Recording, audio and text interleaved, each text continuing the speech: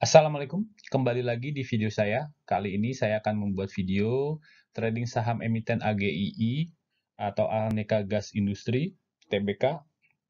Berbeda dengan video sebelumnya, kali ini saya akan memvideokan bukan hanya analisa ya, tapi praktek langsung dari trading saham.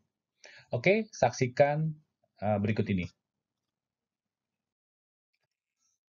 Jadi pada hari ini tanggal 22 September 2021, tadi sore, saya membeli saham AGII, nggak banyak-banyak, hanya 7 lot saja. Bisa dilihat ya angkanya, yang angka 7 ini 7 lot. Di harga 1407.14, ini karena saya membelinya 2 kali. Seharga senilai 984.998.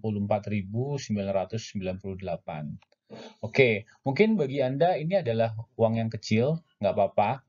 Karena ini adalah salah satu eksperimen saya juga. Nggak semua porto saya masuk di sini, sebagian kecil. Saya coba angka psikologis 1 juta biar gampang ya. Kita lihat nanti apakah akan berkembang terus ataukah malah akan menyusut. Tapi resikonya di sini saya menggunakan uang dingin yang jumlahnya juga bagi sebagian orang nggak seberapa. Tapi mungkin bagi sebagian Anda yang menonton video ini jumlahnya lumayan ya buat jajan. Oke, kemudian harga penutupan di hari ini adalah 1395, jadi minus 0,86% atau 8.498. It's okay karena kalau beli saham nggak langsung harganya naik ya, kadangkala juga turun dulu karena tadi juga belinya udah sore dan tren naiknya ini di awal-awal, di pagi naiknya cukup lumayan. Nanti kita akan menyaksikan di paparan di bawahnya.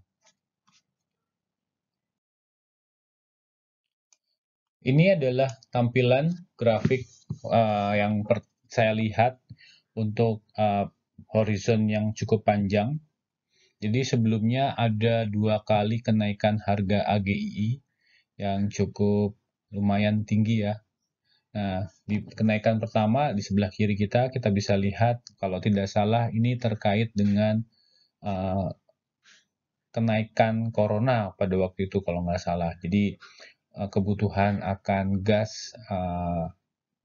ini ya, oksigen sangat tinggi sehingga ada sentimen yang bagus, sentimen positif terhadap harga sahamnya. Nah, walaupun seperti yang saya sampaikan tadi ya, sentimen itu sifatnya hanya sementara saja, jadi dia kenaikannya cukup tajam sementara, kemudian turun lagi. Nah, kalau fundamental beda lagi, fundamental nanti horizonnya akan lebih panjang lagi. Kita akan melihat adanya kenaikan harga saham yang ada korelasinya dengan kenaikan net income maupun EPS secara TTM maupun kuartal. Nah, kalau di sini dilihat kenaikan harganya juga diiringi oleh keluarnya foreign maupun bandar volume ya. Bisa kelihatan di garisnya. Sementara sebelah kanan ada kenaikan yang kedua. Ini juga ada yang keluar, tapi setelah itu ada yang masuk lagi. Walaupun harganya kemudian turun. Ini dalam jangka waktu yang pendek. Bisa kita lihat di sini. Kenapa ini jadi hal yang menarik buat saya? Karena yang pertama adalah asing maupun bandarnya sepertinya belum keluar dari AGII ini, walaupun harganya menurun. Dan kalau kita lihat, foreignnya membeli dalam jumlah yang kecil ya, sedikit demi sedikit. Dan di beberapa hari terakhir, walaupun sedikit demi sedikit, konsisten membeli. Dan bandarnya juga sama seperti itu. Ketika dia turun, dia beli sedikit-sedikit juga, walaupun di sebelah di September 7 ya mulai keluar lagi, dan di September 13 dia mulai masuk lagi sedikit demi sedikit. Kita lihat lagi dari sisi volume. Volume memang terus menurun dari yang kenaikan kedua ini, terus menurun, dan kita lihat di volume di rata-rata 20 hari memang sebelum tanggal 22 dia akan posisinya tidak di atas moving average 20, tapi di bawah, tapi di tanggal 22 dia harganya di atas moving average 20. Dan yang menarik lagi adalah di frequency analyzer. Di sini saya warnai kuning dan ini menandakan kalau ada yang masuk di sini ya. Masuk walaupun jumlahnya tidak besar, tapi biasanya merupakan tanda-tanda akan adanya potensi kenaikan. Dan secara EPS TTM juga meningkat. Jadi mungkin bagi apa ya, investor jangka pendek biasanya yang menggunakan kenaikan net income untuk masuk, ini juga bisa menjadi salah satu faktor pendorong juga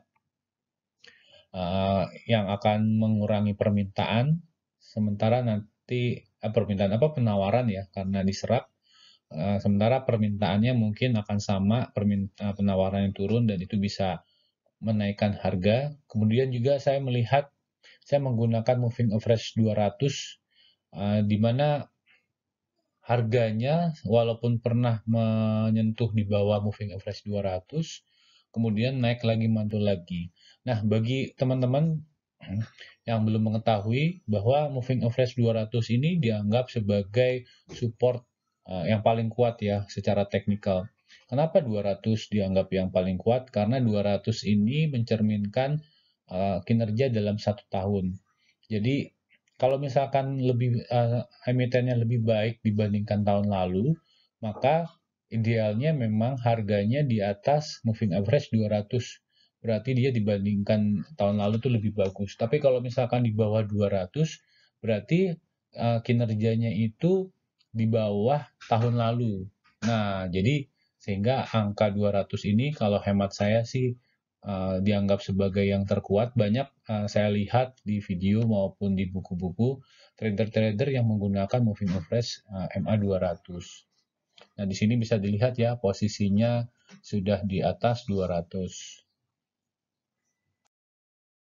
Oke, kita akan melihat lebih dalam lagi. Jadi, saya akan melihat aliran uangnya menggunakan broker summary analysis. Jadi saya bagi dua berdasarkan yang pertama dimulainya akumulasi yang ditandai oleh broker summary di bandar movement dan foreign movement. Bisa dilihat mungkin itu kira-kira di tanggal 12 Juli, kemudian yang fase kedua adalah di tanggal 19 Agustus, di mana itu adalah awal dari kelihatannya sideways-nya ya. Sideways-nya, kemudian kita lihat siapakah nanti kode broker yang muncul di sana, yang kemungkinan mungkin ya dia adalah pihak yang mengakumulasi atau market maker-nya. Kalau kita lihat pada tanggal saat ini 22 September, di sini akumulasi distribusinya top 1 dan top 3, top 5 dan secara rata-rata kodenya adalah hijau, big akumulasi.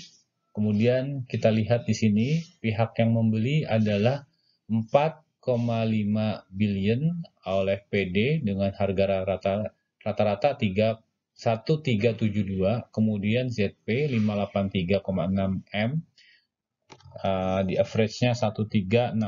Sementara yang jual adalah YP dan DR. Untuk hari ini ya. Kalau kita lihat dari tanggal 19 Agustus sampai 22 September, broker yang paling banyak mengakumulasi adalah PD, ini angkanya 16 miliar di harga 1298 dan MG 1,8 miliar di harga 1323. Kalau kita tarik lebih jauh lagi di 12 bulan 7, 12 Juli ya, 12 Juli sampai dengan hari ini, maka kita akan menemui bahwa yang paling banyak itu adalah KZ, 133 miliar.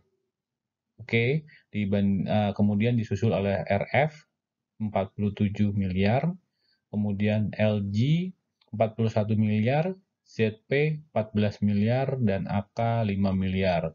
Sementara PD dari tanggal 12 sampai 22 itu malah keluar 42 miliar.